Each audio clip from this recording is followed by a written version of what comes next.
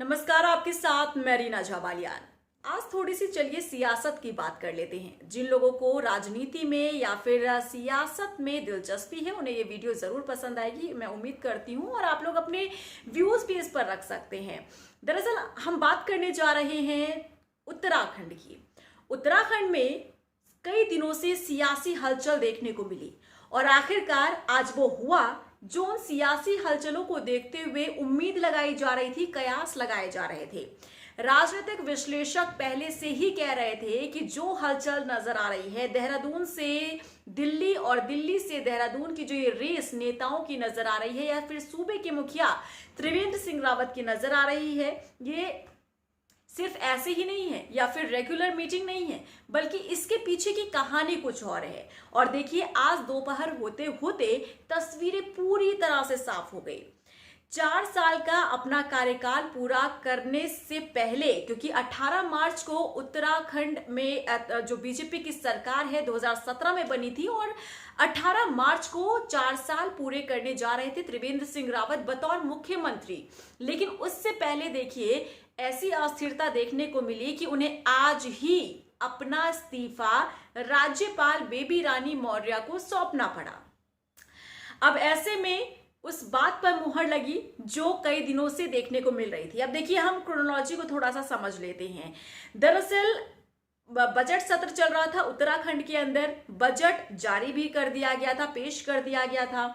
लेकिन उसके 1-2 दिन बाद ही हमने देखा कि शुक्रवार से ही हलचल तेज हो गई थी। शनिवार के दिन अचानक से त्रिवेंद्र सिंह रावत को गैरसैंण, जो कि ग्रीष्मकालीन राजधानी है उत्तराखंड की, उन्हें देहरादून बुला लिया जाता है क्योंकि दिल्ली से पर्यवेक्षक के तौर पर और राष्ट्रीय उपाध्यक्ष छत्तीसगढ़ के पूर्व मुख्यमंत्री रमन सिंह को देहरादून भेज दिया जाता है। कोर ग्रुप की बैठक हो जाती है। यहाँ पर ये आपात बैठक एक तरीके से मानी जा रही थी क्योंकि किसी को भी इस बैठक की जानकारी तक नहीं थी। अचानक से ये बैठक बुलाई जाती है और देहरादून में तमाम विधायक पहुंचते हैं, त्रिवेंद्र सिंह रावत पहुंचते हैं, रमन सिंह पहुंच जाते हैं और जो प्रभारी हैं दुष्यंत गौतम वो पहुंचते हैं और एक मीटिंग होती है। यहां से रिकॉर्ड तैयार किया जाता है, फाइल तैयार की जाती है और फिर वो पहुंचाई जाती है दिल्ली में। उसके बाद देखिए, महिला दिवस के दिन कार्यक्रम पहले से निर्धारित था, जब त्रिवेंद्र सिंह रावत को महिलाओं को चेक बांट कर उन्हें ऋण देने का जो कार्यक्रम था वो प्रस्तावित किया गया था। लेकिन किस तरीके से उस कार्यक्रम में भी ना शामिल होकर दिल्ली दौड़ लगाते हैं त्रिवेंद्र सिंह रावत और आज सुबह वापस वो आए। कल रात तक भी हर एक बीजेपी नेता ये कह रहा था कि ऑल इज वेल, सब कुछ ठीक है। लेकिन सियासत में दिलचस्पी रखने वाले लोग या कह सकते हैं कि राजनीतिक विश्लेषक, मीडिया, हम लोग इस तरीके की बातें ला रहे थे सामने कि जरूर कुछ परिवर्तन होने जा रहा है राज्य के अंदर, उत्तराखंड के अंदर, क्योंकि जिस तरीके के हालात बनते हुए नजर आ रहे थे वो सामान्य नहीं थे। वो कुछ ना कुछ इशारा इस ओर जरूर कर रहे थे। हर एक भरसक कोशिश, हर एक भरसक प्रयास त्रिवेंद्र सिंह रावत की तरफ से किए गए कि वो अपना पद बचा पाए। लेकिन हुआ क्या, वो अपना पद नहीं बचा पाए। और देखिए, 4 बजे आज शाम को वो राज्यपाल बेबी रानी मौर्य के पास पहुंचते हैं। वो भी उस गेट से नहीं जिस गेट से उन्हें एंट्री लेनी चाहिए थी, बल्कि वो जाते हैं उस गेट से जो एक तरीके से कह सकते हैं कि इमरजेंसी एंट्री होती है। गेट नंबर 3 से वो एंट्री लेते हैं यहाँ पर राजभवन में और सीधे ये गेट पहुंचाता है राज्यपाल के दफ्तर में। वहां जाकर बेबी रानी मौर्य से मुलाकात करते हैं, अपना इस्तीफा सौंप देते हैं। वापस तुरंत बाद वो अपने आवास की तरफ कूच करते हैं क्योंकि वहां पर पहले से ही प्रेस कॉन्फ्रेंस के लिए तमाम तैयारियां की गई थी, पूरा मीडिया का सेटअप तैयार था और महज 4 या 5 मिनट वो मीडिया से रूबरू हुए। उम्मीद की जा रही थी कि जब वो मीडिया से रूबरू होंगे तो वो कुछ कारण भी रख सकते हैं कि आखिर क्या कुछ कारण है ये अस्थिरता के पीछे।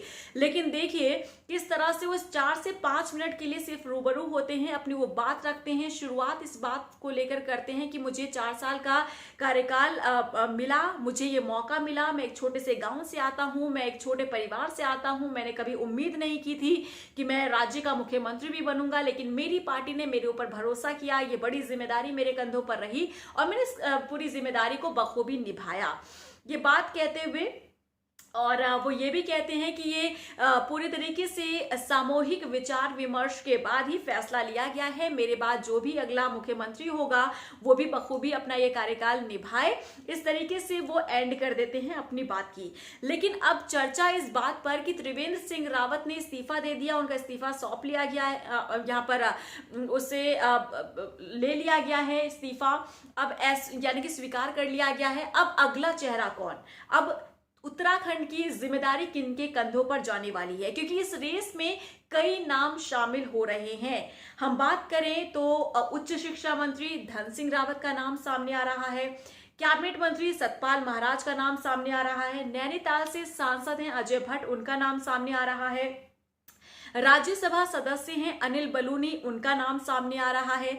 और ऐसे में माना जा रहा है कि आखिर इन तमाम नाम में से आखिर वो कौन सा चेहरा है जिसे अब उत्तराखंड की जिम्मेदारी मिलने जा रही है, क्योंकि कल सुबह 10 बजे विधानमंडल की बैठक होने जा रही है, उसमें तमाम विधायक मौजूद रहेंगे और उसके बाद इस बात पर मुहर लग सकती है कि आखिर इनमें से वो कौन सा चेहरा है जो उत्तराखंड का मुख्यमंत्री बनने जा रहा है। क्योंकि हमने जिस तरीके से देखा राजभवन में तमाम तैयारियां शपथ ग्रहण के लिए भी हो रही हैं, टेंट जो है वो पूरे तरीके से तैयार कर लिया गया है, यानी कि शपथ ग्रहण समारोह के लिए जो है वो तैयारी चल रही है और ये पहले से ही सुगबुगाहट नजर आ रही थी कि ऐसा परिवर्तन देखने को मिल सकता है।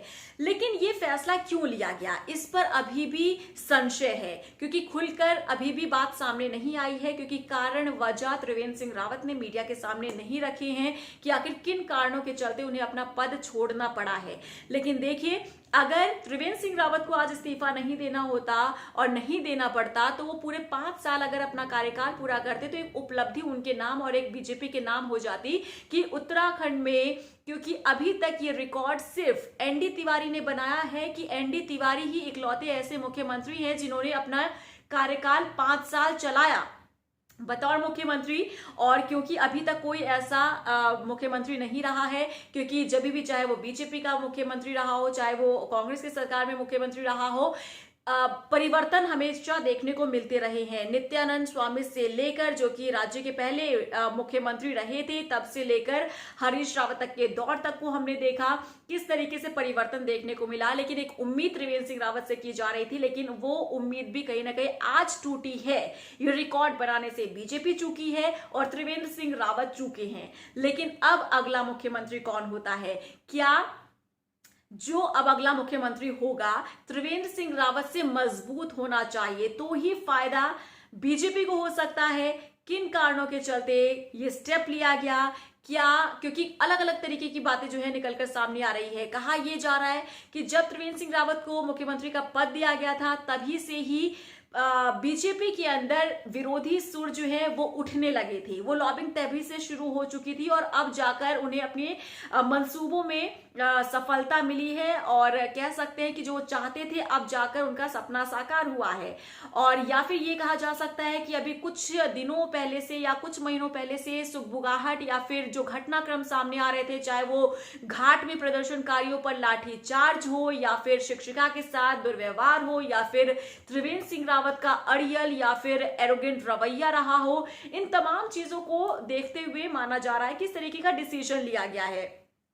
साथ ही साथ ये भी कहा जा रहा है कि ये परिवर्तन इसलिए क्योंकि पार्टी के अंदर एक मत नहीं था त्रिवेंद्र सिंह रावत को लेकर। इस तरीके की भी जो बातें निकलकर सामने आ रही थी, त्रिवेंद्र सिंह रावत के नाम पर अगर चुनावी मैदान में जाया जाता है 2022 में तो हार का सामना बीजेपी को करना पड़ सकता है, क्योंकि यहाँ पर एकजुटता नहीं है त्रिवेंद्र सिंह रावत के नाम पर। इनकी छवि जनता के बीच में अच्छी नहीं है। 4 साल में जनता के बीच में त्रिवेंद्र सिंह रावत गए नहीं। अब क्योंकि ये चुनावी साल जो शुरू हुआ उसके बाद हमने देखा कि वो योजनाओं पर योजना लेकर आए, वो जनता के बीच में जाने लगे। जिलों का उन्होंने प्रवास किया, जिलों का उन्होंने दौरा किया, समीक्षा बैठक उन्होंने की, मंत्रियों के विभाग की समीक्षा बैठक की गई। ये तमाम इन चीजों में वो एक्टिव नजर आए। एक और पहलू यहां पर देखने को मिल रहा है कि 2 मंत्री पद लंबे समय से खाली थे और प्रकाश पंत के निधन के बाद तीसरा जो मंत्री पद है वो खाली हुआ था, जिसे अभी तक नहीं भरा गया। बजट सत्र जब शुरू होने वाला था, उम्मीद लगाई जा रही थी कि गैरसैंण में इसे लेकर बड़ा फैसला लिया जा सकता है या फिर सत्र के बाद तुरंत बाद बड़ा फैसला लिया जा सकता है। और जिस तरीके से ये सियासी हलचल राज्य के अंदर चल रही थी, तो बीजेपी के नेता इन बातों को ढकने के लिए ये कह रहे थे कि ये कैबिनेट विस्तार को लेकर या फिर कैबिनेट या फिर किस तरीके से मंत्री पद भरे जाने हैं, इसे लेकर ये मीटिंग्स हो रही हैं। दिल्ली जो दौड़ लगा रहे हैं त्रिवेंद्र सिंह रावत, वो इसके लिए हो रही है, इसे लेकर चर्चा की जा रही है। लेकिन हर एक चीज पर पूर्ण विराम लगाते हुए आज का दिन, मंगलवार का दिन दोपहर तक, शाम 4 बजे तक सब कुछ क्लियर हो गया। क्योंकि जब बीजेपी नेताओं के जो बयान सामने आने लगे, उनकी बातों में भी कहीं ना कहीं बदलाव जरूर देखने को मिला। क्योंकि उनके जो पहले बयान सामने आ रहे थे कि ये जो खबरें हैं ये मीडिया की देन है, ये मीडिया द्वारा बनाई गई खबरें हैं, इन पर विश्वास नहीं करना चाहिए और इस तरीके की अफवाहें जो है वो फैलाई जा रही है। लेकिन देखिए, जब शाम 4 बजे तक स्थिति जब स्पष्ट होने लगी थी, उससे थोड़ी देर पहले ही जब बीजेपी नेताओं के बयान सामने आए थे, उनका ये कहना था कि जो पार्टी नेतृत्व या फिर जो पार्लियामेंट्री बोर्ड ने डिसीजन लिया है वो सर्वमान्य है, वो हर किसी को इसका सम्मान करना होगा, बहुत ही सोच समझ कर ये फैसला लिया होगा। तो ये कहा जा सकता है कि सियासत में कभी भी कुछ भी हो सकता है। आज आपके हाथ में यहाँ पर मुख्यमंत्री की कुर्सी है, तो दूसरे ही पल वो आपसे छिन भी सकती है। और ये भी कहा जा रहा है कि जब घमंड रावण का नहीं रहा तो फिर नेता क्या चीज है। इस तरीके की जो बातें हैं वो निकलकर सामने आ रही है। तो क्या एरोगेंसी त्रिवेंद्र सिंह रावत का पद छीनने में वजह रही है, या फिर वो डिसीजन मेकर नहीं सही तरीके के रहे, ये वजह रही है, या फिर कई विश्लेषक या फिर कई विश्लेषण इस तौर पे भी किए जा रहे हैं कि वो चतुर नहीं थे, वो चालाक नहीं थे। और यहाँ पर चतुर चालाक एक नेगेटिव उसमें नहीं कहा जा रहा है, इसे पॉजिटिव वे में लिया जा रहा है। क्योंकि एक नेता, एक मुख्यमंत्री, एक राजनेता को चतुर चालाक होना चाहिए। उसे कह सकते हैं कि इस तरीके से जब वो सियासत में अगर कोई जाता है तो उसके अंदर एक चतुराई होनी चाहिए, उस तरीके से वो चालाकपन होना चाहिए कि उसे अपने कान नाक आंख सब खोल कर रखने चाहिए कि उसके आसपास जो लोग हैं या सलाहकार हैं वो किस तरीके की सलाह आपको देते हैं। क्या वो आपको ऐसी सलाह दे रहे हैं जिस पर आप स्टेप लेंगे तो वो आपके लिए घातक साबित हो सकता है। क्योंकि कई राजनीतिक विश्लेषक इसे इस रूप में भी देख रहे हैं कि जो उनके सलाहकार थे या जो उनके इर्द गिर्द लोग थे, जो अधिकारी थे, जो योजनाओं को अमली जामा पहनाने का काम करते हैं, उन लोगों ने कहीं ना कहीं त्रिवेंद्र सिंह रावत के साथ धोखा किया है। क्योंकि योजना को लाना सूबे के मुखिया का काम होता है, जो कि त्रिवेंद्र सिंह रावत ने किया। लेकिन इन योजनाओं को जन जन तक पहुंचाना, इन योजनाओं की जानकारी हर एक ग्रामीण क्षेत्र तक पहुंचाना, ये अधिकारियों का काम होता है, कार्यकर्ताओं का काम होता है। लेकिन ऐसा नहीं हुआ, क्योंकि जो योजनाएं लाई गई वो अच्छी हैं, अच्छी योजनाएं मानी जा रही हैं। लेकिन उन योजनाओं को क्या गांव-गांव तक पहुंचाने का काम कार्यकर्ताओं ने किया, ये भी संशय इस पर बरकरार है। यानी कि कह सकते हैं कि बहुत सारे ऐसे सवाल हैं जो आपके जहन में भी है, हमारे जहन में भी है कि आखिर वो क्या वजह रही जिसके कारण त्रिवेंद्र सिंह रावत को 4 साल पूरा होते होते समय अभी आने ही वाला था 18 मार्च, जब जश्न के लिए और उपलब्धियों के लिए कार्यक्रम का आयोजन होने जा रहा था। इसके लिए तमाम तैयारियां की जा रही थी कि 70 के 70 विधानसभा क्षेत्रों में कार्यक्रम का आयोजन किया जाएगा। लेकिन ये देखिए किस तरीके से उससे पहले अफरा तफरी में कह सकते हैं ये डिसीजन लिया गया। बजट सत्र चल रहा था, अचानक से बुला लिया जाता है और इस तरीके से मीटिंग्स होती हैं, दिल्ली दौड़ लगाते हैं, वापस आते हैं, कई विधायक वहां पहुंचते हैं। तो कह सकते हैं कि बहुत ही जल्दबाजी में इस तरीके का डिसीजन लिया गया, या फिर बहुत पहले से इसकी स्क्रिप्ट तैयार की जा रही थी। ऐसे विरोधी जो त्रिवेंद्र सिंह रावत को नहीं चाहते थे कि वो मुख्यमंत्री के पद पर बने रहे, ऐसे लोग जिन्होंने एक तरीके से अपना ग्रुप तैयार करके रखा हुआ था त्रिवेंद्र सिंह रावत के खिलाफ, अब क्या वो अपने मंसूबों में कामयाब हुए हैं? क्या उनकी वजह से आज पद छिना है त्रिवेंद्र सिंह रावत का, ये कहीं ना कहीं विश्लेषण का मुद्दा हो जाता है। हालांकि इस मुद्दे पर त्रिवेंद्र सिंह रावत ने कुछ नहीं कहा, उन्होंने साफ तौर पर यह कहा कि अगर आपको इसका जवाब चाहिए आप दिल्ली चले जाइए। और उनके इस बात से एक इशारा जरूर मिलता है कि जो कुछ भी हुआ वो दिल्ली के इशारों पर ही हुआ, दिल्ली से सब कुछ चल रहा था और इसीलिए वो दिल्ली दौड़ बार बार लगा रहे थे।